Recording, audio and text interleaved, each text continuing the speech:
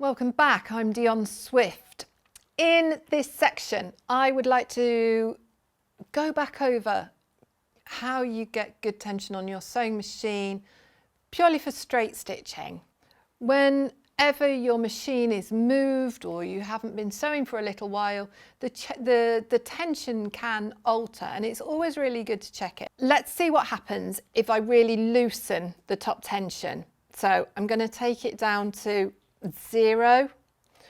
So I've barely got any top tension at all. Now, I hope it doesn't get knotted up. Let's see.